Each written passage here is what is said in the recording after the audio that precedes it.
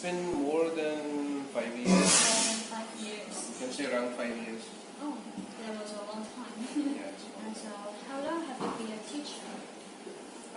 Teaching, before coming to China, I was also teaching, so it's been like around 13 to 14 years I'm teaching. Wow. I'm teaching since my bachelor's degree, when I finished my 3 years of bachelor's degree. So since that time I'm teaching. Yes, you are a sophisticated teacher. Right, okay. So we are going to discuss some cultural difference between your country and China. Okay. And the major issue is the education. So in your country, how the teachers teach their students, such as directly teach the textbook knowledge, or make the student discuss by in group. Okay, usually what happens is that the first difference, that is between Chinese education and the education in Pakistan, is about the way we go to school, the way you people, Chinese people, and the way our children, we go to school. It's that you are living in the dormitories, and we have the day scholars, that every day the student will go to the school, and in the afternoon he or she will come back to their home. So they live in their homes, and our teaching is usually, you can say it's dual side. So we have the parents side also, we have the teacher side also. Like teachers, they teach in the school, they then get some homework and then some assignments to be done at the home. And they will check the assignments next day, or they will ask the parents to help the student to learn few things. And the second thing that is maybe my observation is that in China, the teachers, they are usually focusing mostly on the textbooks. And what we do is we have creative writing, we have the creative side also of the teaching. That we let students to propose some new ideas, we let students to do something by themselves. So what I mean is that if I'm asking them to write, let's say, letter, or write an essay, so I will just tell them the format. I will just tell them that this is the way you have to write a formal letter, this is the way you have to write an informal letter. But whenever the exam, whenever there is a test, so we give them a new topic. For example, this time you have to write a letter to your friend, asking him to accompany you to go shopping. Or maybe in the exam, I'll ask them to write a letter to invite a friend on a birthday party. So the issues or the theme of the topic, theme of the letter, maybe will get changed. And it's not the same as what I taught in the class. So in that way, what I think is that we develop the creative abilities. So they can do something on their own, they can do something on their own thinking. So in your country, the teacher will more focus on the creativity. Yes, but in our country, we don't have much space for our creativity. That's my opinion. I mean, you know it better, but I've explained my side. I've explained the way teachers teach in Pakistan. Also, we are always concerned about the students.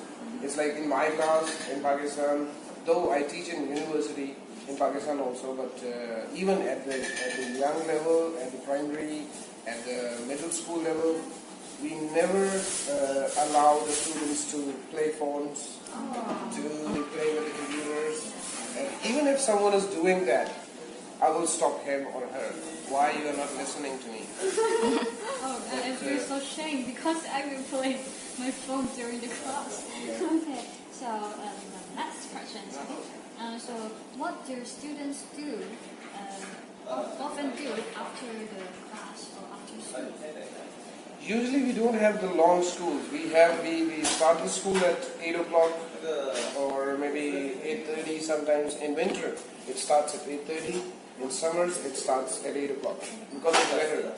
So we change the timing of the school, and the school will end at like 2 o'clock.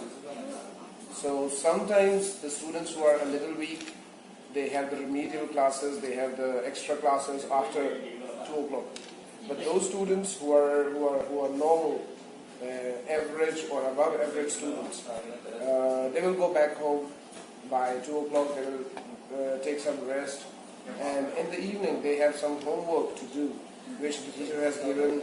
So they will do it at home, and the teacher, the parents, they will help the student to do that homework. Maybe there is something to learn, which next day the teacher will ask. So both sides need to do mutually this learning thing. Yes. In China, we only have maybe 1 or 2 hours after class, and we eat our dinner, and then we have to go to do our homework.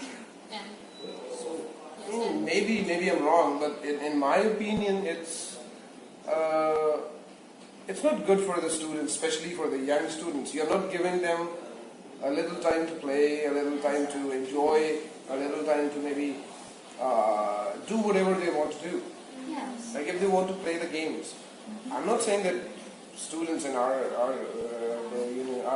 country, they don't play the games. They do, but they have maybe a leisure time, they have free time to choose what they want to play, and they can play like outdoor games, indoor games, computer games. They play usually in the school also and at home also. So they have specific lessons to maybe do some creative sports, do some sports at the school, and do some sports maybe after the school. After the school, it's their own choice.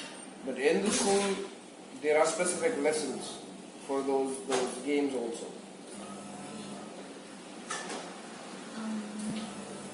So, in your opinion, you more prefer the education in your country, right?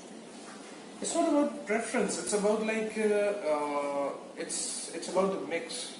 How do you mix the things? Oh, yes. How do you mix things and let the students learn? In my opinion, like cramming thing, you have to ask a student to learn everything from the book, and you need to reproduce it. It's a little injustice with the students, injustice with the kids. So you need to give them a little ability. You need to provide them a chance to think about what they want to do, to think about how good they can do. But when we are in primary school or middle school or junior school, we are just asked to study as hard as you can, and you can't think about anything. After you entered college, the only thing you can choose is your major.